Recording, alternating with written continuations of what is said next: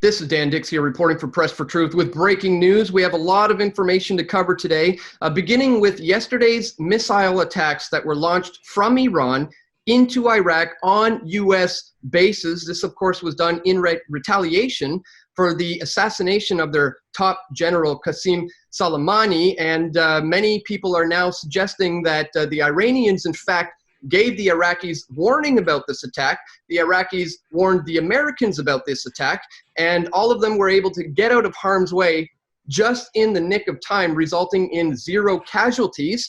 This has many people wondering if the Iranians were just trying to save face by making it appear that they were responding to aggression with aggression. Meanwhile, perhaps behind the scenes, they were actually trying to de-escalate the situation. We also had the situation with a Ukrainian airplane that crashed in the region. There's lots to question about that one. The Iranians initially said that this was due to mechanical failure, but now we have questions coming out from Ukraine in particular suggesting this may perhaps have been collateral damage. And of course, this morning we have the speech from President Trump, who's calling for peace between the two regions. So today we're going to be talking about the future of Iranian and U.S. Relations moving forward. So joining us on the line today to help us break all this important information down is our good friend Josh Sigurdson of World Alternative Media. Josh, thanks for joining us here today to cover this important news. Let's just jump right into it. I want to start with yesterday's missile attacks from Iran into Iraq in retaliation for the attack of their top general. What's your initial take on this? I know you went live yesterday to cover it. I didn't get a chance to capture that broadcast, so maybe you can break your analysis down in a nutshell. Is what you felt about this yesterday compared to today with this new information suggesting that it's possible they were just trying to save face? What are your thoughts? Well, it's hard not to notice that the whole world tends to be a stage, and we are just people watching TV and taking in information and hoping that we get the best information we can, which is why people watch independent media. But with that said, I mean, this goes back a long ways. We know about what happened with the Iranian missile coup. We know the hostage crisis. We know the U.S. armed and funded the Iraqi Ba'athist Party against Iran, causing one of the bloodiest wars in history. There's a long history of relations with Iran. And obviously back in June of 2019, there was the Gulf of Oman attack where the U.S. claimed that a bunch of tankers were hit in the Gulf of Oman by Iran, but the owners of those tankers ended up coming out and saying it wasn't Iran, which kind of blew that whole story up. And, you know, it was interesting because it was very reminiscent of the Gulf of Tonkin incident, which brought the U.S. into war with Vietnam. But with that said, moving forward, this last December here, what happened was there was 25 Iranian militiamen who were fighting ISIS in the region, who were killed by the U.S. as a retaliation for them accidentally killing a U.S. contractor in the region. Now, I feel terrible for his family and may he rest in peace, but why was he there in the first place? And this is kind of getting into the root of this issue that we're talking about today, is that obviously the U.S. is still heavily involved in Iraq, in Afghanistan, in the Syrian region, and has put bases around Iran. Iran not being a good government, no government is, but with that said, you gotta actually ask after a while, how many times can they be poked? So that led to the embassy in Baghdad being overtaken. The embassy was taken back by the U.S. The protesters were pushed over to the other side of the Tigris River, out of the green zone, which is where all the foreign governments are in Baghdad. And then right after, as revenge for all of this, the U.S. government assassinated Qasem Soleimani, who was Iran's top commander, which is equivalent to killing Mike Pence in general form. So we have to understand how big that news was. Led to a massive funeral. Many people died in a stampede in the funeral. Like I said, the news is just piling up, Dan. It's just crazy. Well, last night, what we saw was that Iran allegedly gave a heads up to Iraq, as you mentioned. But there is some information out there that says that there were a couple Iraqis killed. I can't confirm it yet. It's been kind of, the news hasn't been very straightforward. There's been a lot of stories coming out. But essentially, there's evidence that Iran warned Iraq, Iraq warned the U.S., but this wasn't just the U.S. There were Canadian troops on this base as well. It's about 1,500 people were on these bases. It's multiple bases, I should say, mostly around Erbil in Iraqi Kurdistan. Erbil is considered one of the most peaceful places in that whole region in Iraq, a place that survived very well despite the Iraq War, which killed millions of people in the region. So, I mean, it's concerning to me. The news is piling up. How you dissect it is another issue entirely. Lots of speculation, but one thing we can know for sure is that the military-industrial complex is still alive and well. Well, the Iranians are certainly not suicidal. I feel that they're going to be calculated in their moves in this and be very, very careful. So what do you think is the likelihood that they were essentially trying to save face by behind the scenes de-escalating the situation by giving everyone a heads up while appearing to their own people that they responded to aggression with aggression? Well, I mean, it's in Iran's interest to de-escalate. But what I found interesting was when Soleimani was killed, Trump claimed that it was to de-escalate the situation and keep American troops in the region safe, which I can't help but think is absurd. I was just in the Middle East. I was just at the Syrian border near Iraq as well. And that region is coming together. There was tourism picking up in the region. Things were getting better, believe it or not. The extremities of the situation were a lot lesser. And tourism in Erbil, Iraq was exploding. And Iran has a big tourism industry too. People don't really imagine that in North America because a lot of people are stuck in bubbles, unfortunately. But the fact is, it's actually a very thriving region as far as tourism goes. And so for many reasons, Iran has been dealing with a debt crisis for quite some time now. In fact, I reported about 2 months ago, Iranian protesters burned down one of the central banks in Iran. So this, I mean, there's been a lot of conflict as far as individuals on the street. And that is what I find most interesting, Dan, is that you go back before the Iraq war and people were trying to overthrow Saddam Hussein. And then the U.S. came in there, took credit for it, destabilized the region, armed and funded terrorist groups like Al-Qaeda, Taliban, and ISIS, and left the place in ruins, killing millions of people, and then forcing the Kurds to work with them or else they die too. So, I mean, if you actually talk to Kurds on the ground out there, they didn't want the U.S. there. They just didn't want them to leave after because they were put in a situation where they were dependent on them. So I would say that as far as Iran goes with the debt crisis, as far as Iraq goes, as far as them voting in parliament a few days ago to kick the United States out of the country, which it's funny, I got to note this, Dan. Iraq, the United States says that the reason for being in Iraq in the first place was to spread democracy. And they're like, democracy, we need democracy in Iraq. Oh, but then Iraq's like, we vote to kick the U.S. out. And the U.S. is like, no, never mind. I find that kind of interesting. But Iran does not want war. Iran, I'm not going to say in any way, shape, or form that the Iranian government is good, because it's certainly not. It has killed a lot of innocent people. It's killed a lot of protesters. But what business is that of the U.S., which has killed millions of people in the region? I mean, just going back, Dan, the U.S. wants war. Iran doesn't want war long term. The U.S. benefits from this. They need to save the monetary system. You go back to the U.S. propping up Hitler against the communists, then propping up the USSR against Hitler, and then propping up the Mujahideen, later Al-Qaeda, against the USSR. It's all order out of chaos, Hegelian dialectic, and people think Trump is calling for calm. Everything's going to be fine. All is well. You know, I think we've heard that a few times before. You know, under Obama, he said he wanted to call for peace and calm with Libya. And, well, what happened there? They assassinated their dictator and ended up installing terrorist rebels in the region, which is still destabilizing the region to this day in Africa. So, I mean, I don't trust that. People say, well, that was Obama. This is Trump. I don't have faith in governments, regardless of who it is. So I'm not going to sit back and go, oh, they're probably right. I got to trust the plan. 4D chess. I'm sure millions of people won't die this time, just like people did under Bush. Oh, I'm sure everything will be fine. It's for America. Well, millions have died and thousands of children have died too.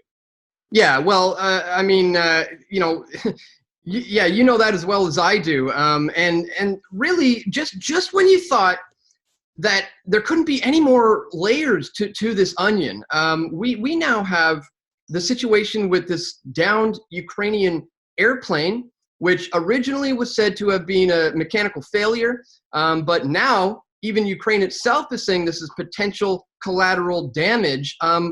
What's your initial thought on that one, and what have you seen so far in that regard?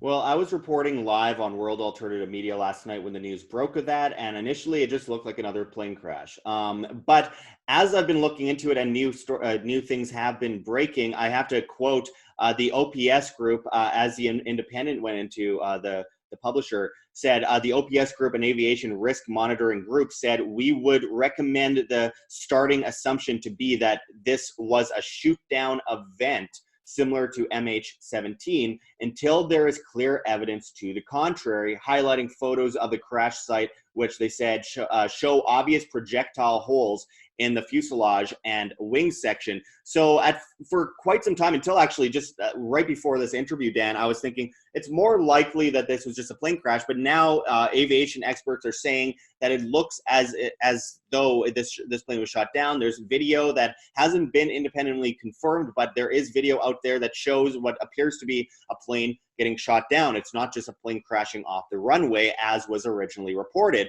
Now, of course, there were a ton of Canadians on this plane, I should note. Tons of people from Edmonton, many people, I think 6 people from Winnipeg. There's many people that were Canadian on this plane, as obviously Canada has a huge Ukrainian, huge Ukrainian roots. Now, so this is going to definitely hit a lot of people close to home in Canada. But we need to be very careful about the speculation, because one has to ask, why would Iran shoot down a Ukrainian plane? People will speculate, well, they have an alliance with Russia, and Russia is backing Iran. Okay, but that's still speculation. Why would they do that? It would be like shooting themselves in the foot. It's one thing to hit a base and not actually hit anyone on those bases. It's another thing to shoot down a plane with a ridiculous amount of people on board. So I honestly, I have to say, while it's a tragedy, we need to wait and see more first, and not allow this to become a false flag event either, and let people in the state say that Iran shot this down, and Iran say we didn't shoot it down, and turn into one of these quagmires. Because as much as they're calling for calm, the U.S. military-industrial complex, a globalist entity, one of the greatest examples of big government and big communism propping up the monetary system worldwide, we cannot trust them to give us the correct news. And of course, they benefit from more war. It's cui bono, who benefits. We always have to look at who benefits, and they do, and the arms manufacturers do, and that is clear and present and has been for a very long time. Well, a big reason why we're starting to see a lot of these important questions being raised are because of some of the reports that are coming out. Says that the Tehran plane crash kills 63 Canadians. Iran won't hand over the black boxes. We also have pictures that appear to show possible shrapnel in the wings and the engines that was caused by that. And of course, we now have this out from the Telegram: Iran plane crash. Ukraine refuses to rule out Boeing 737 was shot down by missile near Tehran. It says Ukraine has refused to rule out that the plane that crashed in Iran and killed all 176 people on board was struck by missiles. So as you said, it would be silly for them to do this on purpose, which is why I question whether this may have been possibly collateral damage.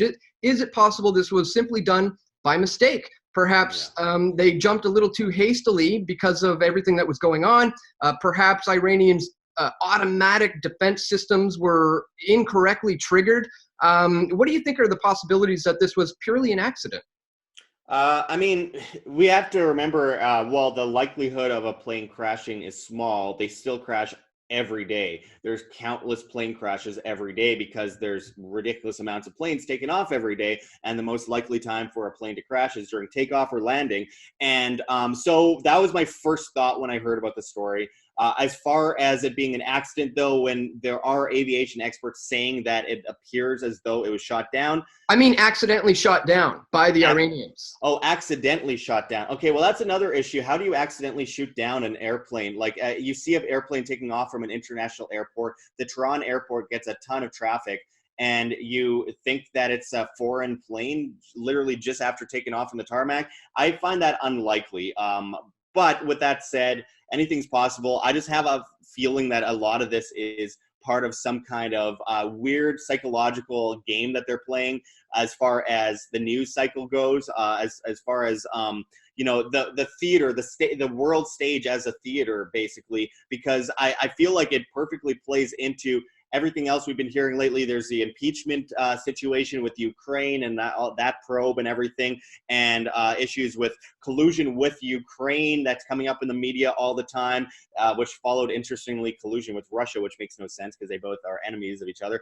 And honestly, I just feel like I have no actual answers for this. It's hard to speculate, but I feel like a lot of this is just playing with our minds at this point, because I've been studying this story day in, day out, and it just keeps getting more and more strange, and you don't know where it's going to go next. But one thing I do know is when a plane gets shot down with a bunch of Canadians on it and a bunch of people internationally, people in the Ukraine as well, that can lead to some serious, serious consequences, both for Iran, all the people on the ground in Iran, people in Iraq who, for the love of God, don't want the U.S. there any longer after millions have died. And, we don't want soldiers going out there losing their lives for it under speculation either. And then trillions of dollars spent on it. It's just, this is honestly what I view as an example of what the end of a monetary system looks like. When you get to the end, when you have negative interest rates, when you have a crisis in the currency, everything bubble worldwide, you see wars come up every single time, Dan. And it makes perfect sense because the monetary system needs a war. The Romans did it. They went into deficit spending, printed a bunch in order to go to war, and ended up inflating their currency and doing coin clipping. We're seeing very similar things today with inflation. So I can't help but be conspiracy minded here and be like, this is all part of an agenda in order to prop up the monetary system. And they've been trying to go after Iran for decades. So that's my speculation, but I mean, it doesn't go very far. All I know is that this is getting more and more concerning, and I just hope to God that we can speak out enough to save the people on the ground that will be caught in the middle of this insanity, because you have a lot of people that are saying we need to protect America. Well, Iran doesn't want to attack the United States. Why would they? How could they? They would shoot themselves in the foot. And a lot of these people, Dan, you're a Christian. I can't help but notice all the people that are calling themselves Christian supporting going to war with Iran lately. It's like, how could anyone that's a Christian support murdering thousands, hundreds of thousands, possibly millions of people? It goes back to the Iraq War. We were saying the same thing at the time. And it's really bothering me, the kind of mental gymnastics that people are playing in order to confirm their own bias. Well, in my opinion, this is a direct result of pure propaganda. We have to take all of this information with a grain of salt and dig deep into this stuff ourselves. You mentioned, we can't be taking it from the mainstream media. We can't even be taking it from these world leaders who are telling us what is happening with this. So this morning, we have Donald Trump speaking to the world about this. A lot of things were said in that speech, but I want to touch on how he ended it by suggesting that we move towards peace. It seems to have temporarily de-escalated the situation. Do you think the U.S. is actually interested in peace, or is he's just a puppet anyway? So is this coming down from further up? And where do you think this might lead in the near future when it comes to Iranian and U.S. relations? Yeah, I feel like asking if the U.S. wants peace is kind of like asking if the Joker wants peace. It's all about chaos, and you get order out of chaos. Whether Trump wants peace or not, I don't know. But the military-industrial complex doesn't want peace because you are able to make people more subservient and dependent in wartime. You're able to make them willing to pay more in taxes, for example, like in Britain during World War II. Winston Churchill had taxes at one point at 98%. I mean, it's just crazy. So honestly, as far as that goes, I'm not sure. But one thing I do know is we've heard this before. We want peace. We want peace. We heard Clinton say that, Bush say that, Obama say that, and what happened? More people died, more bombs were dropped, and more innocent people were caught in the middle of this insane quagmire that's involved in geopolitics and economics and all this craziness. I can't help but think of what recently came out with the Afghanistan papers, proving that right there in leaked documents that it was all a lie. It was all based on a lie. It's all out there in the open now that we know all the things that we as independent media were called crazy for saying. All those years ago has been proven true. It was a lie. What about the Syria dossier, the so-called sexed up dossier that got out of the State Department's hands, which said that basically they were trying to make it look like Assad had gassed his own people in order to get the people behind a war with Syria. We were all talking about that. Now it's out in the mainstream. It's all declassified, but we're not getting any pats on the back for it. People continue listening to the mainstream media's take on this kind of stuff. And it's really crazy. I mean, we were hearing stuff about how we're going to see troops pulled out of Iraq and Afghanistan and Syria years ago, even months ago, and we want peace. Well, how far has that gotten? News cycle is so fast these days that you can't remember what happened 2 months ago. But 2 months ago, Trump was saying we're pulling out completely from that region. We're going to just leave a couple security personnel behind. Well, that didn't happen. And now we have a potential hot war, not just a proxy war, but a potential hot war between two nuclear superpowers, Iran tied in with China and Russia, the U.S. tied in with the other part of the world order, Germany, France, Britain, Canada, etc., Israel. So I can't help but think, like, as far as I can't trust the words peace as far as I can throw it, and I can't throw it because it's a big behemoth of a military-industrial complex machine that has been perpetually trying to create conflict for years. As I went into earlier, arming and funding these groups, then going out against it and arming and funding other groups to go up against that entity. It just goes on and on and on. And I'm just totally sick of seeing so many people die under the guise of saving America. America has no business in that region. Millions have died. It's ruined so many lives. It's destroyed a country, destabilized it, caused terrorism, led to the refugee crisis, brought people to the shores of the United States and Canada who are extremists that were created through this, basically they put them back to the Stone Age and pushed them into extreme Wahhabism. I mean, like, this is causing so many conflicts that stems into so many other areas and creates a web of destruction. So it's great to hear we want peace, all is well. I want to see peace, and I want to see that all is well, and I want people to wake up and stop depending on one puppet or another because it's left or right. This is no longer about left and right. It has nothing to do with left and right. This is about us versus the military-industrial complex, good versus evil. And we need to comprehend that and start being consistent regardless of how uncomfortable it makes us. And that is my bottom line as far as this goes. We need to be consistent and stick to our principles and not start supporting things when Trump does it, when you were against it when Obama did it, or vice versa, or with Bush and Obama. This perpetuation of mass murder and warfare by an organized crime racket we call government needs to end now. I couldn't agree more, Josh. The military-industrial complex is clearly at the tip of this spear, pulling all the strings.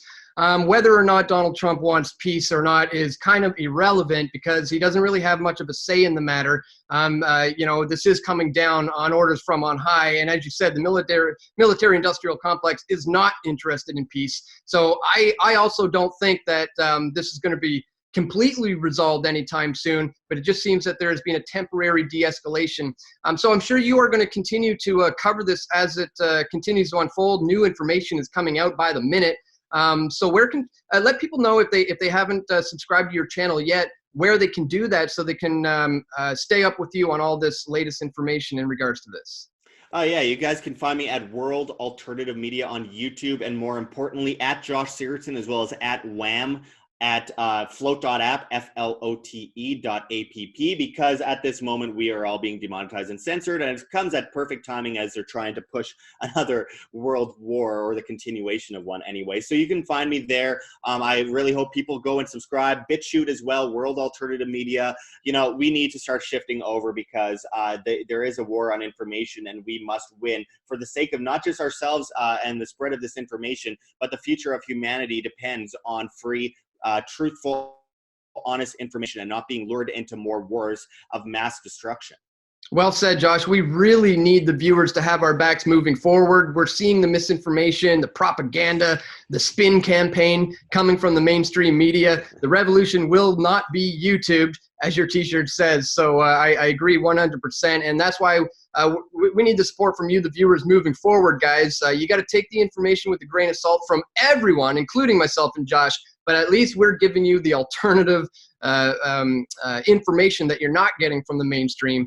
So if you want to continue to get this kind of information, please support guys like Josh Sigurdson, support us here at Press for Truth, and moving forward, hopefully we can, figure out all this stuff together instead of just taking it at face value from the mainstream. So once again, Josh, thank you so much for joining us today on such short notice. Keep up the great work, man. Thank you. We all want truth.